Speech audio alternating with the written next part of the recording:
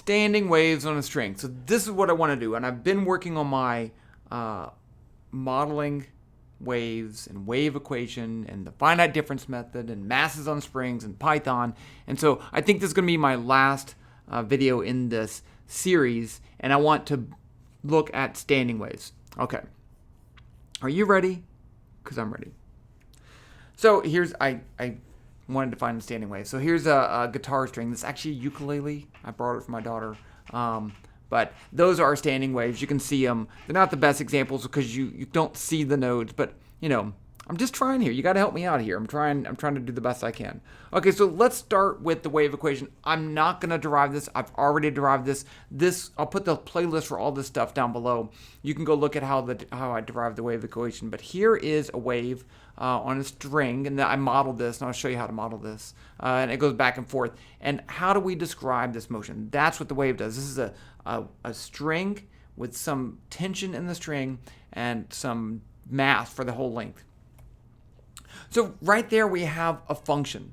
We have a function of y, the vertical displacement, as a function of both x, since there's a graph, y versus x, but it changes with time. So it's a function of both y and t.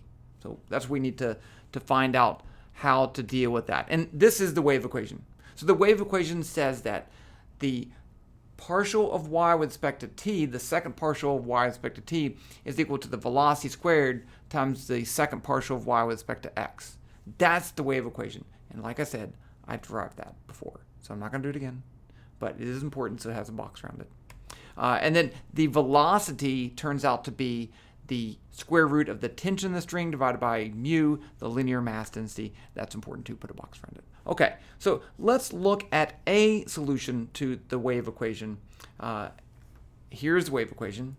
And is this a solution to the wave equation? What if I write the function y as a function of x and t as some constant a times the sine of k times x minus omega times t? Let's look at that. Let's see. Well, let's plug it into that differential equation and see if it works. So let's start with the left-hand side. I need to take the partial of that with respect to t. So the partial of that with respect to t, I get, I have the sine function. It has a t in there, so I take the derivative of sine, and I get cosine. And then I have to take the partial of the negative omega t with respect to t, and I get negative omega. That's why I have a negative sign out there, so it's negative a omega cosine. The x is a partial, doesn't do anything.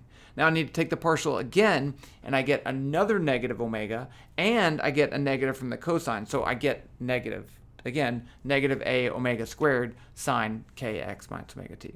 Now let's look at the right-hand side with the partial derivatives with respect to space. So I'll take the first partial with respect to x, and I get a cosine, like before, and I have to take the partial of kx with respect to x, and I get a k. So I have a k cosine kx minus omega t. And then I do it again. I'm going to get a negative sign from the partial derivative of cosine, and then I get another k, so I get negative a kx squared sine kx omega t. Now I can put those two together, right? That's the left-hand side. That's the right-hand side.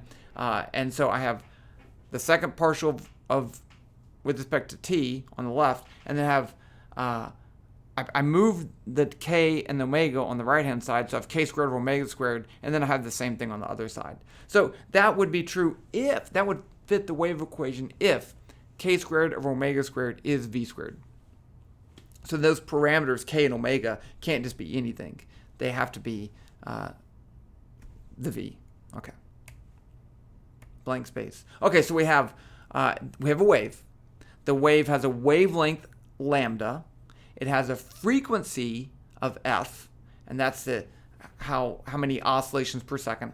And then we will define k as the wave number. So k will be 2 pi divided by the wavelength. And then the angular frequency, omega, is going to be 2 pi times the frequency. So we have this connection between these properties, lambda and f, and the values that appear in the function, k and omega. And then that gives a wave speed of lambda times f, which would be omega over k, and that all works out. So everything's happy. I'm happy.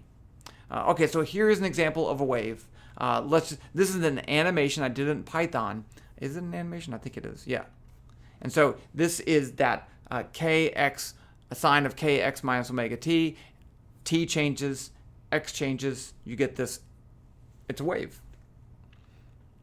Well, can I have two waves? What if I have two waves? So let's say that y is a sum of two functions. So y is going to be a sum of function y1 of x and t and another function y2 of x and t. So let's say y1 is a sine kx minus omega t. That's what we just saw. That's a wave moving in the, well, it's backwards, in the positive x direction. Okay. I could also have a sine kx plus omega t, and that would be a wave in the negative x direction. So I have these two waves moving in opposite directions, and but they have the same amplitude, they have the same k, they have the same omega. So does this work with the wave equation? Well, if I put y1 plus y2 in for my y, because it's the sum of those two, then I need to take the partial of y1 plus y2. And that's just the partial of y1 with respect to t, second derivative, and the second derivative of y2, right? And then I can do the same thing for the right side. I have v squared times the second partial with respect to x of y1 plus y2. Well, that just ends up being the partial derivative of the second partial of y1 with x, and the second partial with respect to of y2. So I get those two. And then I can put the two terms together. I get an equation for y1, which I know I already showed you that was a solution. And then I have a solution for y2, which it is a solution. I didn't show you, but if you have plus omega t, it works. Okay, so y1 plus y2 is a solution if y1 is a solution and y2 is a solution to the wave equation. So here's what that looks like. So I'm plotting a wave moving in the positive x direction, a wave moving in the negative x direction, and the sum of those two, and here's what it looks like. That's pretty nice. And so the blue is a standing wave. Okay. What if we just looked at that standing wave? This is at several different times. You'll notice something very important. This is not an animation. It's just a picture at several different times. We have these points along there that we call nodes. Okay. And those are points on the string that don't move at all. And then these points that move the most, we call those antinodes, just so you know. And then this would be the wavelength. It would be from one displacement all the way back until it gets to the same position, or one node to skipping a node to the other node. A node to node is half of wavelength, so you have to go two nodes. So what am I doing here? So here's my solution. Y is y1 plus y2. And then I'm going to show you how this works. I'm going to show you why we get standing waves. So there's y1, there's y2. Okay, so what we need to do is to put those two together. I get sine of kx minus omega t plus sine kx plus omega t. Now, if I have the sum of two sines, if I have the sum of sine alpha plus sine beta, which is what I have, right? Then I can use this. It's a trig identity, which I think it's kind of like a trick, so don't get too upset about it. But sine alpha plus sine beta is going to be 2 sine of alpha over 2 plus beta over 2 times cosine of alpha over 2 minus beta over 2. So I can just say alpha is kx minus omega t, beta is kx plus omega t, and plug those in and use this identity. The a's factored out. So here's what I get. I get the 2, right down here, there's my 2. I have the a, and then I have the sine of alpha, this is alpha, over 2, so it's kx minus omega t over 2, plus beta, that's the beta, kx plus omega t over 2. And then I have the cosine of the difference of those. So here's the alpha, kx minus omega t over 2, minus beta, kx plus omega t over 2. And some things happen. I don't know if you can see it, but look right here. These two terms, in my sine term, I have a minus omega t over 2, and then I have a plus omega t over 2. Those cancel. Okay, so I'm just going to get 2kx over 2, or kx. So, and then I'm also going to get, in the cosine term, I'm going to get the kx's canceling, because here I have kx, and here I have a minus sign, so I have kx minus kx, those cancel. And then here I have a minus omega t, so those do not cancel. I get minus 2 omega t over 2. And then that leads to this, to a sine kx cosine negative omega t. And that is a standing wave. Why is that a standing wave? Well, I'll show you. So here's that function, sine kx cosine minus omega t. So this part right here only depends on x. There's no time in there. And this part only depends on time. There's no x. So I get it into two functions, f of x, g of t. I just made those up. And that's why we have a standing wave. Because there are some places in this wave where this cosine, where x sine of kx is 0. And if that's 0 and I multiply it by some changing term, it's still going to be 0. That's what causes those nodes. Because I have those sine kx terms in there. Some spots, they're just 0. Okay, and we're going to find out why and where. Okay, so let's look at a particular standing wave. So imagine that I have two walls and with the string between them, and one end of the wall is at x equals 0, the other end of the wall is at x equals L. And I set a standing wave over there so that I have a node at both ends. And I have, if the string's fixed, I have to have a node at the end in order to have a standing wave. So if I use my solution to the standing wave, I know that y of 0 has to be 0. That's a node. So if y of 0 is 0, then I get sine of 0, which is 0, minus cosine omega t. So omega cosine can be anything, because sine of 0 is 0. So that's 0. That's check. That works. That works. Then on the other end, I have x is equal to L, so I put y of L and t. So now I get this sine KL term, and then I have the cosine omega t. And I want to always be 0 no matter what the time is. Time's going to change. So there's only one way to make that work, and that's to say sine of KL is equal to 0. That's the only way to make that boundary condition work. So if that's true, when is sine 0? Sine is 0 when the sine of n pi is 0, where n can be 1, 2, 3, 4. So in this case, we have n is equal to 1. So if n is equal to 1, then k, solving for k, the KL is just going to be pi over L, which is 2 pi over the wavelength, right? Just using our definition of k. And you can see here that lambda is 2 pi L. So this is half of a wavelength right here. That's what that says. And that makes sense. Okay, so we can get a standing wave in there if I want to node it at the two ends, if I have half of a wavelength in there. Okay, so I want to, that's a standing wave.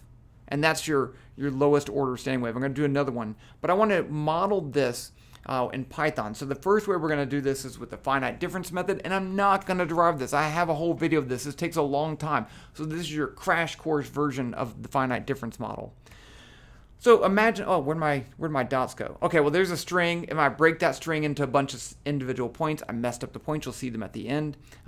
Then I can write the wave equation for one of those points as the second partial of y, I, the ith point, I should have i's on both those. Okay, that's a little bit messed up. But that's fine. Don't worry about that. So the key is that I can write a partial derivative with respect to x in terms of the finite elements. I can have an element in front of it and an element behind it. That would be the yi plus 1 and the yi minus 1. And this is how we can do a second derivative in space. And it turns out that I can do the same thing in time. So if that's the case, I have a list of points. Each point has two indices. I have a space index, which is k, and then I have, I, and then a time index of k. So I can get a second derivative for the index in time and a second derivative for the index in space. Now all I need to do is to solve for the next element in time. So I can take one element, yi, and find its future value, which would be yi k plus 1. And I'm really just algebraically solving this equation. Of course, I do get elements before and elements after each one that I need to know, and so that means I can't go all the way. But that's fine. The two endpoints, I know the values. They're always zeros, so it actually works out. And there's your dots. I meant to put that at the beginning. And I'm so lazy, I'm not going to redo the video just because I made that mistake. Because I'm on a roll. You can't stop me if I'm on a roll. Okay, so here's what that would look like. Here I'm using this function at time t equals 0. I'm putting in the wave. right? I set the initial values, and then I set the endpoints to 0. And this is what I get. So this is an actual Python program, and I developed this. I go through the code for this in a previous video. In the playlist down below, you can check that out. But it does indeed work, right? Because this is a standing wave by letting it model itself, and we do get a standing wave. And that's not in real time, but it works just fine. There's another way to model a wave, and that's to break it into finite pieces with springs connecting them. And then so these are masses with springs connecting to other masses. And so each mass has a spring force pulling to the left and a spring force pulling to the right. And then I can say the net force on that mass is the change in momentum over time. In some short time interval, that force is approximately constant. So then I can just choose, this is the normal numerical method calculation. This is the Euler method, where I can then solve for the momentum at the end of the time interval based on the momentum at the beginning of the time interval and the force. And then once I know that momentum, I can update the position. So I can do that for every single mass in the chain. I can calculate the force, update the momentum, update the position, and then do it again for all the masses over time. And I can get that to work. Let's see what it looks like. Again, this is in Python. This is the same initial condition. It's half of a wavelength. The endpoints are fixed, and it oscillates back and forth. You know, sometimes stuff like this, I'm like, I didn't even think it'd actually work, and it actually worked. Kind of excited. Okay, what about this case? Here I have a whole wavelength, but I have a node in the middle, and I think it's a little more interesting. So this is just n equals 2. So the wavelength would be equal to lambda, and k would be equal to 2 pi over lambda. Is that right? Yeah. Okay, so here's that's the mass spring version. That works. And then here is the finite difference method. And they both give the same thing, which is really nice. One, you know, this one down the bottom is actually in 3 dimensions, so it's a little bit more powerful in a lot of ways. But this one runs probably better too, so, you know. Okay, what about this? Do you have to have, if I fix the endpoints and I start with any function, will it make a standing wave? And the answer is no. So what I did here was to start a wave, and I forgot to cut it, but here I have a non-sinusoidal. I hold it there for a little bit and let it go, and it does bounce back and forth, but that's not a standing wave. There's no node in the middle. What I did was I had a sine function for 0.7 of the way, and then the rest of another sine function, so I kind of shifted the starting node over, and it didn't work. Okay, so it works, and which is really kind of cool, not a standing wave. Okay, so here we're done. And, you know, I feel like I'm required to have some kind of conclusion, so I'm going to do that. The wave equation, we did that. The solution to the wave equation, I showed you a particular solution to the wave equation. If you have two waves moving in opposite directions with the same amplitude, same wavelength, same frequency, then they make a standing wave. And not, that's true, but if you make a boundary conditions, then there's limits on that wavelength. I can model this with the mass springs, with masses connected by springs, and I can use the finite difference method, and I had a great time. And I learned a lot. That's what people always say at the end of the lab reports. This was a great lab, and I learned a lot. No, really it was. I really enjoyed it. So if you need anything here, ask a question. I'll be happy to answer. I'll put a link to the playlist for the rest of these things down below, and that's that.